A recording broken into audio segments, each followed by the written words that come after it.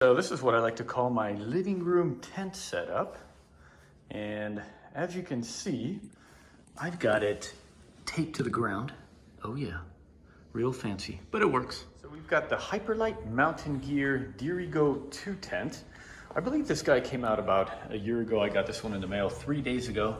You must be wondering why I have it set up in my living room. I know it's a little bit unusual, but I live in downtown Las Vegas. It's very loud, and also I have desert landscaping, a lot of rock and cactus, so no bueno. So in this short little video, I'm going to talk about a couple of pros and cons of the Dirigo and also a couple of hacks that I discovered, especially one that has to do with the vestibule, its small space, and how to deal with it, how to make it a little bit more usable. I purchased this tent because I do a lot of camping in the Highlands of Scotland, Wales, and also the Lake District, Peak District. So I need something that handles the winds pretty well. I've got also a Z-Pax duplex. Maybe you saw some of my previous videos, which is great, but when it comes to very high winds, I wanted something a little bit more stable. A potential issue that I'm noticing is that the vestibule doors sit higher than the front and the back of the tent. Over here you can see that we have 3 inches from the top, and the vestibule doors sit 3 inches higher than that, which could potentially let in wind over here on the side and create a problemo. But this isn't going to be so much of a problem in tall grass. Also, another bit of a bummer is the lack of vent at the top of the shelter, like you would usually see on a traditional pyramid tent. Now this is going to contribute to potentially a little bit more condensation on the inside. And since we're up here, check and see how translucent the fabric is of the tent. Now this is all 0.8 DCF Dyneema pretty much on the whole exterior of the tent until you get to the foot end and the head end of the tent, which is made out of E-Vent Dyneema composite, which is supposed to be this breathable fabric. I'm not really sure how well that's going to work in the real world, but it's going to be interesting to see. So far, I'm really impressed with the build quality of the Dirigo. You've got the 6 reinforced corners with thicker Cuban fiber. You also have the reinforced carbon fiber strut at the top of the tent, 2 waterproof zippers on both sides. So all these extras definitely add to the weight of the tent, but they're going to help it perform a lot better in rough weather. All right, let's get inside this guy.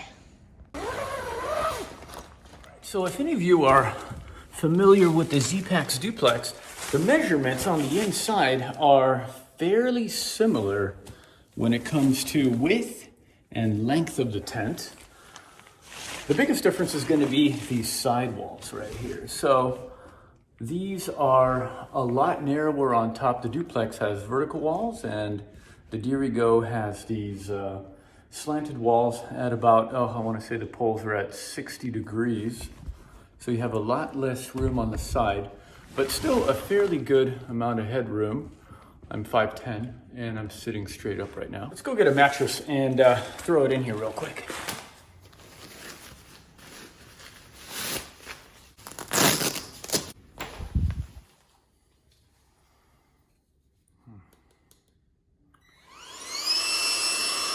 Wow, it worked on the first go. Usually these things, I'm tapping on this thing forever and nada.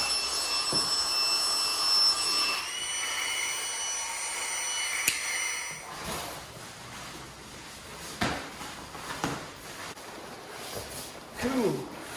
So this mat is a large one. It's 78 inches long. And yeah, so even with the mat, I got quite a bit of headroom over here. So that's good.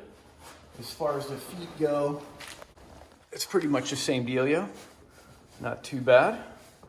Yeah, We're doing a little bit of brainstorming. The way that I'm gonna set up the mattress to spend the night in the shelter is I'm gonna have the head end right at the middle of the mattress, but the foot end, I'm actually gonna slant it a little bit.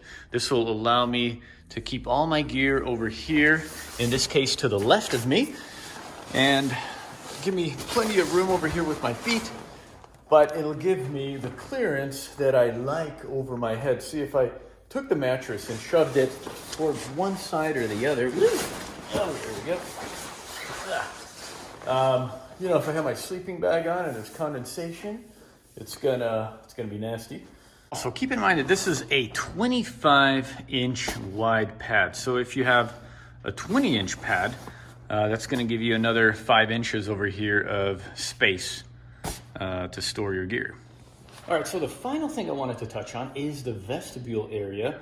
A lot of people have been complaining about the lack of space over here to do any kind of cooking in bad weather, if it's raining or snowing. So one thing that could be done that I thought about is if you take your trekking pole, loosen it up, and you pull the tub floor towards you, it'll probably give you another 10 to 12 inches over here, which that equates to, I don't know, I want to say maybe three square feet extra, which is not bad for the small vestibule over here.